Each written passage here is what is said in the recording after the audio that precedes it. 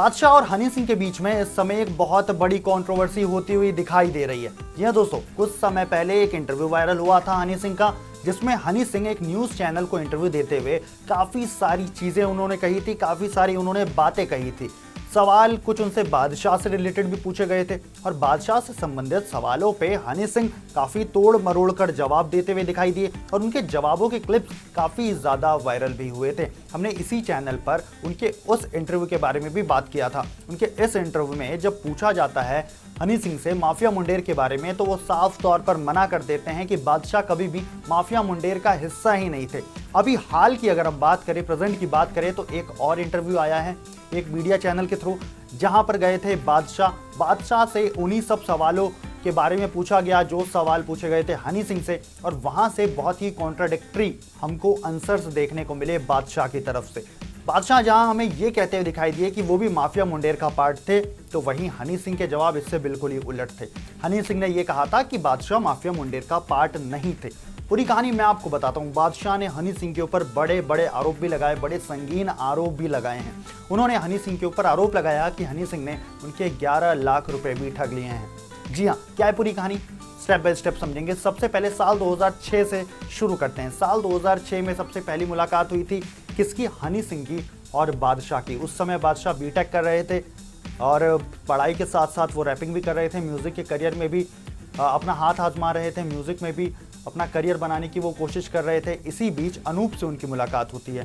साल 2006 में अनूप, जो कि हनी सिंह के मैनेजर हैं, उनकी मुलाकात होती है बादशाह से। वो बादशाह से कहते हैं कि क्या तुम हनी सिंह से बात करना चाहते हो, उनसे मिलना चाहते हो, उनके साथ काम करना चाहते हो? तो उसको लेकर बादशाह काफ़ी एक्साइटेड हो जाते हैं, क्योंकि उन्होंने हनी सिंह के बारे में पहले सुना हुआ था, जाना हुआ था, पढ़ा हुआ था। जिसके बाद उनसे कहा जाता है कि अगर तुम लोग साथ में एक म्यूज़िक वीडियो करोगे तो उसके लिए हनी सिंह 10 लाख रुपए तुमसे लेंगे और तुम लोग साथ में अपना काम कर सकते हो। वो म्यूज़िक देंगे तुमको, तुम अपना काम करोगे।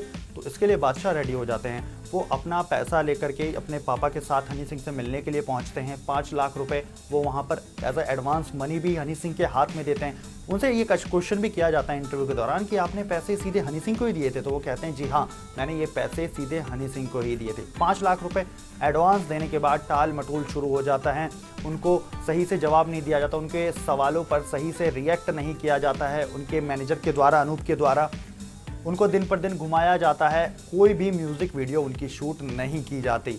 अब कई साल के बाद एक बार फिर से अनूप, जो कि मैनेजर थे हनी सिंह के, वो कांटेक्ट करते हैं बादशाह से उसी म्यूजिक वीडियो के लिए जिसके लिए उन्होंने उनसे एडवांस मनी लिया था। उन्होंने कहा कि हमारे पास एक और प्रोजेक्ट आया है गेट अप जवानी करके। जी हाँ, गेट अप जवानी के लिए एक बार फिर से बादशाह को कोलैब कराया जाता है हनी सिंह के साथ। इसके लिए उनसे 6 लाख रुपए और लिए जाते हैं, यानी कि 11 लाख रुपए टोटल अब हनी सिंह ने ले लिए थे बादशाह से, जिसके बदले उनको गेटअप जवानी में फीचर कराया जाता है। लेकिन मजेदार बात तो ये थी कि गेटअप जवानी, जो कि एक पार्ट था डोप शॉप एल्बम का, लेकिन मजेदार बात तो ये थी कि उस डोप शॉप एल्बम में कहीं भी बादशाह को किसी भी तरीके का कोई क्रेडिट नहीं दिया गया। इसी से हवा हो गए बादशाह और उन्होंने उनके साथ काम करना बंद कर दिया। उन्होंने कहा कि माफिया मुंडेर का मैं एक हिस्सा था और माफिया मुंडेर में उससे पहले रफ्तार भी थे, उससे पहले इक्का भी थे और उससे पहले बहुत सारे आर्टिस्ट उसमें रह चुके थे।